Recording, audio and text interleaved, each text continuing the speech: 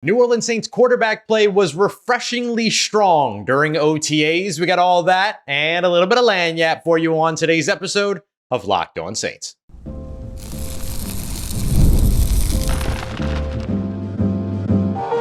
You are Locked On Saints, your daily New Orleans Saints podcast, part of the Locked On Podcast Network, your team every day.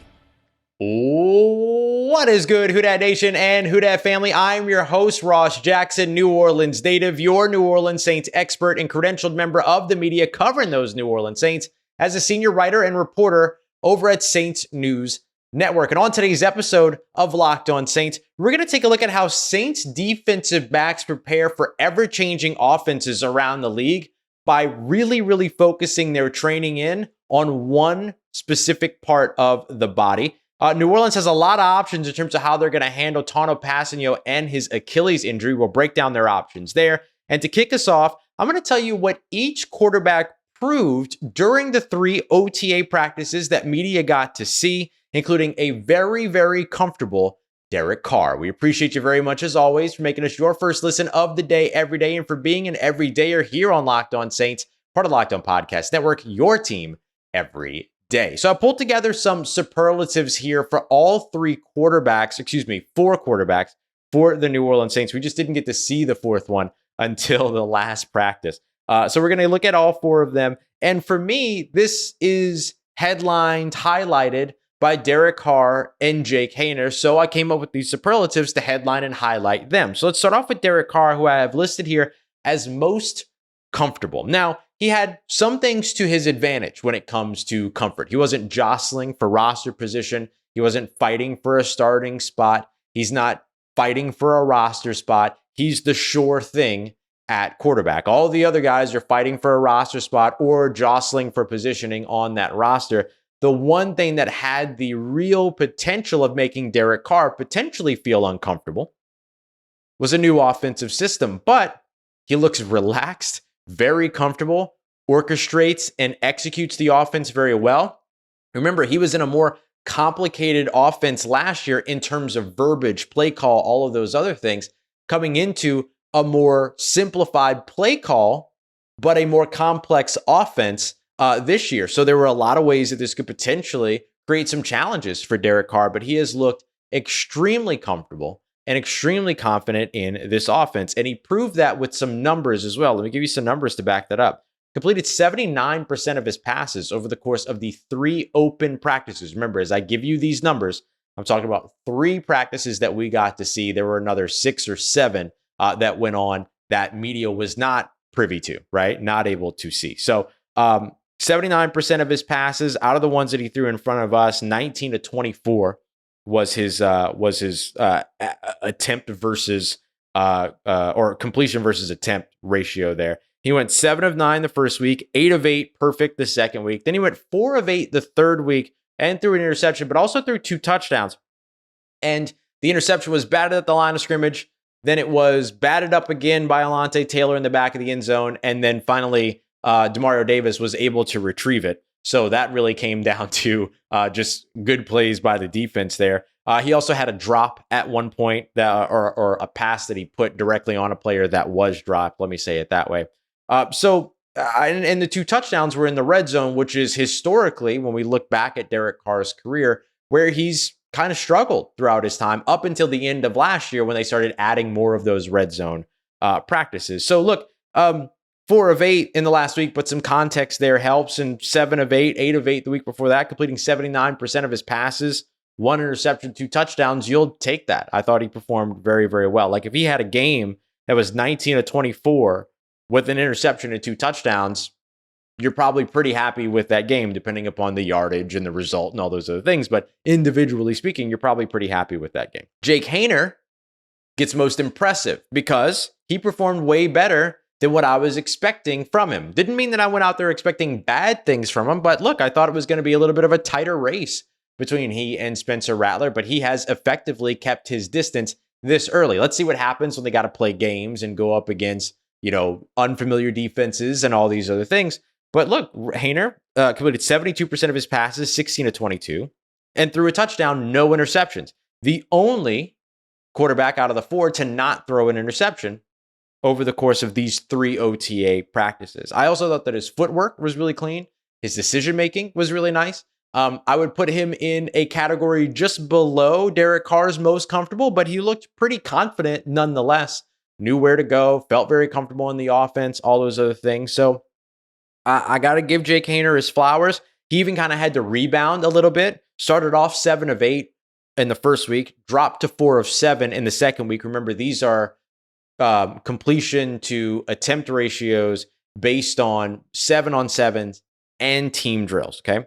But then after going 4 of 7 his second week, picked that number back up to 5 of 7 and threw a touchdown on an absolute dot in the back corner of the end zone on a corner route run by tight end Juwan Johnson. So pretty good stuff from Jake Haener. So he gets most impressive for me because he impressed and came in above my expectations.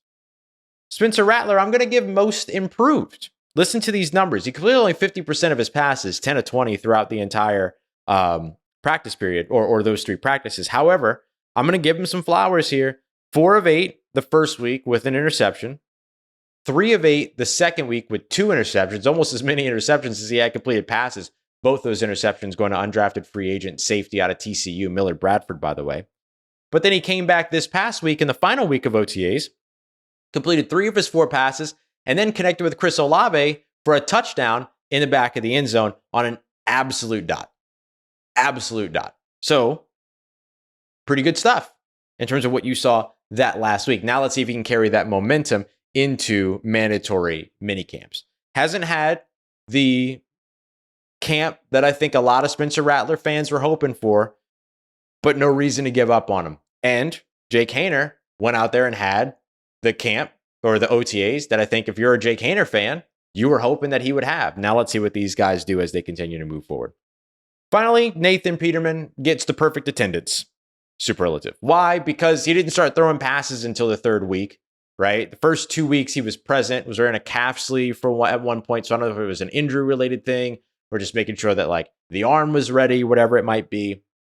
Whatever it is, the first 2 weeks he was present, but he didn't throw passes. And the reason why I love giving him the perfect attendance thing is because there's still value to him being there. He is still a veteran quarterback, and he is ridiculously smart. Like, he has not had the most successful playing career. I think he has the lowest, or at least one of the 2 or 3 lowest passer ratings among active quarterbacks over a certain threshold in the league right now. So he's not a guy that you ever want to see come in as your starter or come in as your backup or whatever in place of your starter. But he's kind of got that Josh McCown coach on the sideline kind of vibe. And there's value to that, especially at this point in the process through OTAs, mini camps, training camp, stuff like that. He only completed 50% of his passes, only threw 2, completed 1 of them. And then the other one was an interception that he threw on the very first pass that he attempted in front of media, right? Again, I hesitate, but I want to be very clear about that, in front of media. So he gets perfect attendance, but I don't think it's necessarily a bad thing either because he's still contributing when he's over there. So yeah, those are my superlatives. That's what each of these guys proved to me throughout OTAs. Let me know what they proved to you based on these performances, but hard to argue with 79% completion percentage throughout those. Really, really good stuff there. Coming up next, the New Orleans Saints have a lot of options in terms of how they want to handle their Tanoh Kpassagnon Achilles injury. And let's break all of them down and what they could potentially mean and how long it could be until we see Tanoh Kpassagnon on the field again. We got that coming up for you as we continue on with today's episode of Locked On Saints, part of Locked On Podcast Network, your team every day. Today's episode of Locked On Saints is brought to you by our friends at eBay Motors. Passion, drive, and patience, the formula for winning championships, is also the formula that keeps your ride or die alive. And eBay Motors has everything that you need to be able to maintain your vehicle and even level it up to peak performance if that's what you're looking for. Superchargers, roof racks, exhaust kits, LED headlights, and much, much more. Whether it's speed, power, or finesse, whatever it is that you're into, eBay Motors has you covered. With over 122 parts and accessories, it's easy to find exactly what you're looking for over at ebaymotors.com. And with eBay's guaranteed fit, your part is guaranteed to fit the first time, every time, or your money back. Because with eBay Motors, you're burning rubber, not cash. With all the parts that you need at the prices that you want, make eBay Motors the place that you go to level up your car and bring home a championship. Keep your ride or die alive at ebaymotors.com. Eligible items only, exclusions apply, and eBay guaranteed fit available only to U.S. customers. All right, family. The New Orleans Saints have a lot of options thanks to some recent rule changes across the NFL about how they want to handle defensive lineman Tanoh Kpassagno's offseason Achilles injury. Let's break down their options, what they all mean for the team, and what they mean for Tanoh Kpassagno's return timeline as well. We appreciate you very much, as always. Make it Locked On Saints your first listen of the day every day. Don't forget to go and check out Locked On Sports Today's 24/7 stream, the first ever national sports 24/7 stream on YouTube. And without all the yelling and screaming and having to turn the volume down and all that you're going to get with other networks, make the switch to Locked On Sports Today by heading over to Locked On Sports Today on YouTube or checking out the free Amazon Fire TV channels app, part of Locked On Podcast Network, your team every day. So the New Orleans Saints have a few options here in terms of how they want to handle Tanoh Kpassagno's injury. If they put him on injured reserve right now, it ends his season. And I don't think that the New Orleans Saints are particularly interested in doing that. They're currently still carrying him on their 90-man roster. In fact, at this moment, they have 91 players on their active roster and have had that for some time. Basically, ever since Kool-Aid McKinstry signed his contract. But even before then, they were still carrying 91 players. So what is it that has allowed them to do that? Okay, this is a little bit of a bonus, little side thing. I promise you lanyap. So here's a little bit of lanyap. The 91st player is Charlie Smith, who's an international, who's a part of the international player program, which gives a roster exemption to NFL teams to carry one additional player on their 90-man roster. So the Saints, in fact, actually are allowed to carry a 91-man roster right now, and Charlie Smith is that 91st man. Doesn't mean he's actually very last on the roster. I just mean he's the one with the exemption.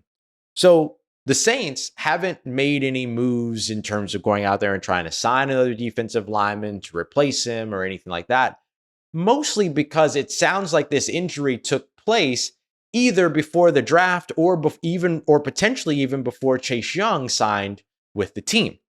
So the Saints kind of retooled their defensive line with Tanoh Kpassagno's injury, or the knowledge of Tanoh Kpassagno's injury already accounted for. So that's why you haven't seen any accompanying roster moves and stuff like that. Now, we might see some roster moves here after OTAs. They've gotten a closer look at some guys that might be towards the 80 to 90 man, or let's call it the 80 to 90 man portion of that 91 asterisk man roster. And so now that they've seen some of those players, they might make some different decisions around those players, bring in some new faces for minicamp, all those other things. Definitely could see some roster turnover between mandatory minicamps and training camp as well. But when it comes to Kpassagnon, they've got three really, really easy options here. And one of them is because of a new rule change by the league. So let's start there, because this is the new information, new update for you. The NFL has now made it so that you can actually place two players on injured reserve instead of putting them on your active roster at roster cuts and then having to move them to the injured reserve list the day after. So this is what would always happen for teams. They would build out their 53-man roster. One of those players would inevitably be somebody that was injured. And a lot of times people would kind of react to that and go, well, that player is injured. Why did they make the 53-man roster? Well, the reason why is because you had to carry them into the next day before you could put them on IR, which was always a little ridiculous. So now what the NFL has done is that they've changed it so that you can now put two players on injured reserve on the calendar day of roster cuts without having to carry them over to your 53-man roster. This helps a ton. This means that you don't have to send somebody to waivers that you actually wanted to have on your injured, or that you actually wanted to have on your 53-man roster because you initially needed to carry an injured player for a day and then put that player in injured reserve and hope that you can go out and get that player back.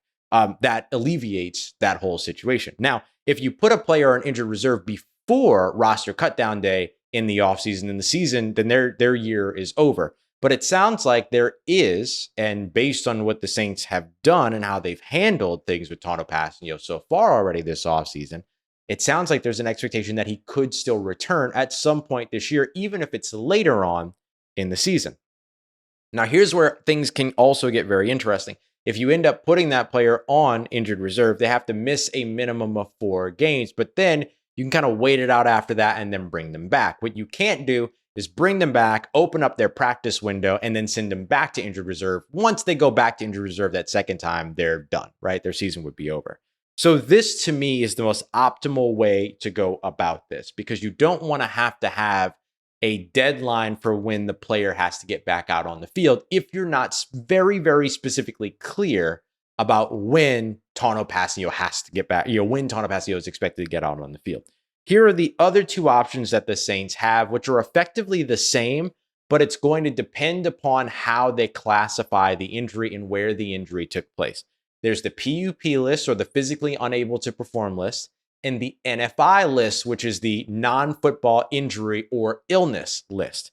So the difference between these two is that if an injury takes place for a player either before they enter the NFL that keeps them from being able to participate in camp and off-season training activities and stuff like that, or if something happens away from the facility, not at an NFL-sanctioned practice, event, whatever, that it's considered a non-football injury. But if it is an injury that takes place at some kind of NFL-sponsored something, practice, OTAs, training camp, in-game, whatever, well, if it was from a game the season before, whatever it might be, then it's the PUP list, or the physically unable to perform list, that they go to. So really the definition between the two, the mechanics of the two are the same, which I'll explain here in just a sec.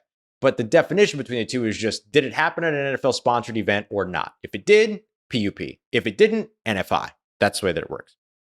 So the way that this one works, which is less ideal than the injured reserve situation, because you effectively have a timeline, is that a player has to miss a minimum of 4 games, same thing as injured reserve. However, they have 5 weeks after those 4 games to return to practice before their season is shut down. Okay. So if by week 9 or week 10, they're not back at practice, their season is done. Then you can open up the practice window for another 3 weeks and then make a decision as well to get them back to your active roster. If they get past those 3 weeks of practice, however, and don't get to the active roster, same thing as injured reserve. They go back to injured reserve and they're done for the season. So the one that gives them the most flexibility is just to carry Kpassagnon on the 90-man roster, or 91 in this case, man roster, all the way through training camp. And then on roster cutdown day, which won't be until after the 3rd preseason game, where we now go from 90 to 53 or however it works, you end up putting Kpassagnon on injured reserve at that point, give him at least the 4 games and then some to be able to bring him back without a point of no return. Whereas PUP and NFI give you a point of no return. So that's what I'm expecting the New Orleans Saints to do at this time. This gets complicated if there are more injuries. This gets complicated if Kpassagnon's injury doesn't work out. Now remember, or doesn't, progress. Now remember, you only get 8 returns in the regular season. You get unlimited in the postseason, required that they still miss 4 games, including regular season games, but you only get 8 return players that you can return in the regular season. So we'll see how that factors in as well. But we could probably plan for Kpassagnon to potentially be one of those players. So just some options there, but I think injured reserve on roster cut down day is the one that makes the most sense.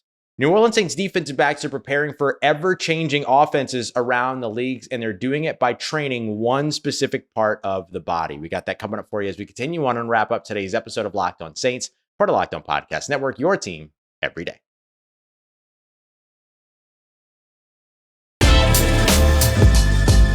Let's get it, Who Dat Nation. Marcus Robertson, New Orleans Saints defensive backs coach, along with Joe Woods, defensive coordinator, and head coach Dennis Allen, have come up with some really interesting ways to prepare their secondary for ever-changing offenses around the NFL, and it all comes down to training the eyes. We got that coming up for you as we continue on with today's episode of Locked On Saints. And I want to tell you, of course, as always, that we are your team every day. So we'll be back here on Monday with a fresh episode, if not before, there's big news. Certainly we'll see before then. But on Monday's episode, Carl Granderson got some clips from him explaining the challenge that the New Orleans Saints' new offense and Taysom Hill present. And we'll take a look and break down how that helps to improve the Saints' defense. We got that coming up for you on Monday. And of course, any big news over the weekend, we'll have much more for you. Insiders, we'll got an exclusive Q&A, and I'm going to work on getting some film study done this weekend as well. I'll tell you how to join the film study as well as insider program here in just a little bit. But I want to focus real quick on what my conversation, I had a conversation along with a couple of other reporters with Saints defensive backs coach Marcus Robertson. And I asked him about a specific drill. And I did this last year too, because I've noticed that the Saints have been really, really harping on with their secondary eye discipline. And this is the part of the body that the New Orleans Saints have focused so much outside of the brain training to make sure that they're keeping up with what's going on with offenses around the NFL, because you have to be able to see how things are developing pre-snap and even post-snap. How is everything developing? What is the quarterback doing? Where are the quarterback's eyes? These things are very easy for a zone-heavy defense, because with a zone-heavy defense, as a defensive back drops back, they're just getting to their area and their eyes are on the quarterback. Whereas the quarterback looking, oh, he's looking at me, I'm moving into that passing lane. Whereas with a man-heavy defense like the New Orleans Saints, who ran amongst the most, if not the most, press man coverage in 2023 across the NFL, you don't necessarily have that. So you got to be able to trust your eyes in different ways, keeping your eyes on the route displacement or where players are lining up and what that split tells you and what the distance from the numbers or inside the numbers or outside the numbers tells you. You have to have an understanding, and a lot of that comes through film study, of what all this stuff means. And then you have to watch it all develop, route concepts, route combinations, all these other things in the moment. So how do they train that? Well, there's a couple different things. Last year, Marcus Robertson introduced the blinders. Boop. These little blinders that went on the defensive backs' helmets, particularly safety, stuff like that, so that they could kind of focus in on only what was going on directly in front of them. Now, obviously, they didn't use this during team drills. That would be dangerous, or 7-on-7s, that would be dangerous. They just use this during individual drills where they're kind of simulating route concepts. What are you trying to guard? Where's the receiver breaking? All these other things. So you use those blinders to just kind of help train the eyes to stay forward, stay watching what's happening in front of you. Even if your back's turned to the quarterback, you're still trying to watch what's happening in front of you. You're not trying to get distracted by things that aren't your responsibility, and thereby losing out on the things that are developing within the area that is your responsibility, or with the player that is your responsibility, depending upon your coverage assignment. The other thing that they've started doing that I thought was really interesting were tip drills. So what they were doing here was watching the quarterback, and then the quarterback, which was a trainer, would throw the ball out towards the numbers.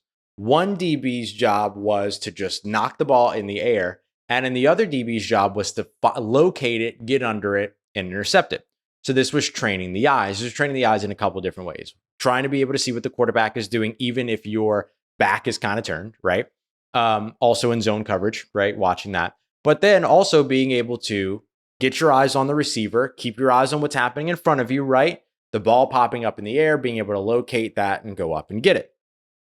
So this helps you not only locate the ball with your eye discipline, make sure your eyes are in the right place, seeing what happens, where it goes, but also understanding where the ball is coming from the quarterback.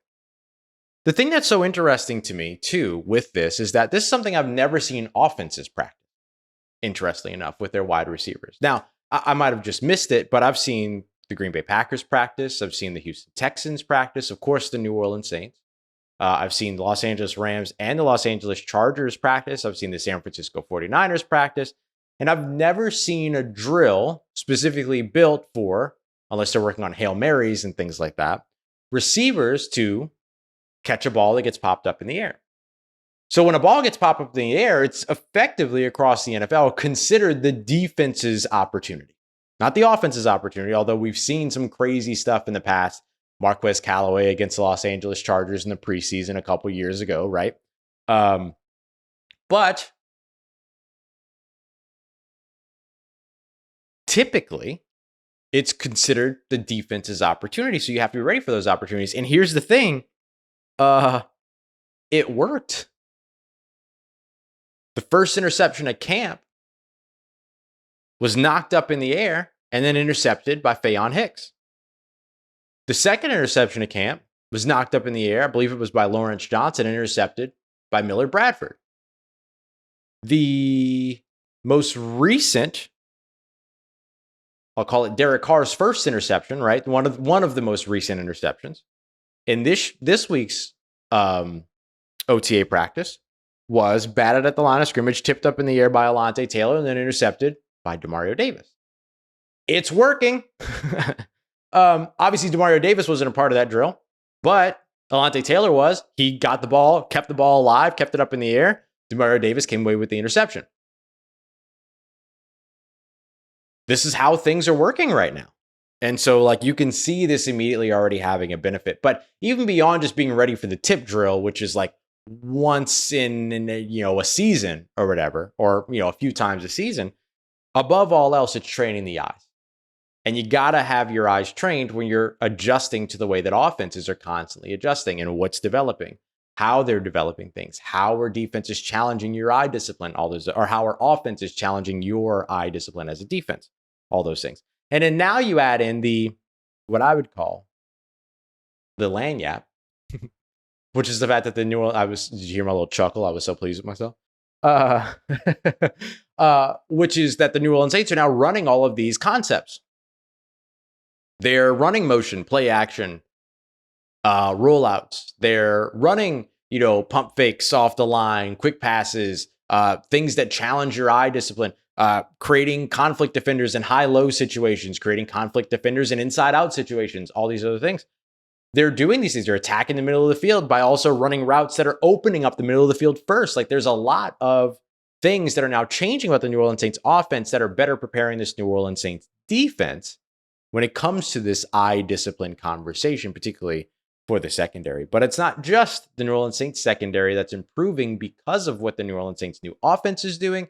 It's really the entire defense. And that's what we're going to come back to on Monday's episode. You're going to hear from Carl Granderson about how they're being challenged with this new defense, how Taysom Hill specifically with their new offense, how Taysom Hill specifically challenges the defense, and then we'll take a look at how it's improving the defense all around. We appreciate you very much. As always, make a Locked On Saints your first listen of the day every day. I promise I would tell you a little bit more about the Insider program and the film study program and all that stuff. So through the Insider program, you get access to be able to text me one-on-one.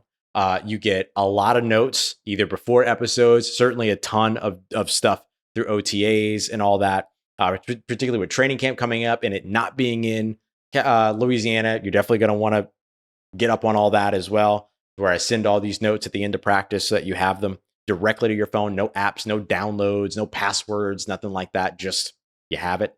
And then the other piece that's fun is that I'll send like Google Drive links and stuff like that contain Q&As, exclusive Q&As. We do Zoom calls and then we do film study stuff, which I got to get back on and I'm going to do more of this weekend. So if you're interested, just text Who Dat to 504-285-7473 and then follow the steps. 14 days free, $4.99 a month after that. Helps buy me a cup of coffee, helps fund me going to California, all those other things. But you get to try it for free first. And then you can also hit the link in the description wherever you're checking out the show, or head over to joinsubtext.com/LockedOnSaints. So if you want to check it out, please feel free. Highly encourage it. Very, very helpful to the show as well if you want to support. Thank you as always. Make it as your first listen of the day. Every day, don't forget to go and check out Locked On Sports Today for your daily download, 20 to 25 minutes of all the biggest stories around the world of sports. Locked On Pelicans with Jake Madison, Locked On LSU as well with Caroline Fenton for everything going on around Locked On Louisiana. Appreciate you as always. Make it Locked On Saints a part of your day, part of your routine for saying yes to me and the show. As always, if you see me, please say hi. And if you need anything else around your New Orleans Saints in between these episodes, make sure you follow me on your favorite social media at Ross Jackson, NOLA. Hit me up. Let me know how the family's doing them, how you living. Let me know how you momming them. And trust Who Dat Nation, I'll holla at you.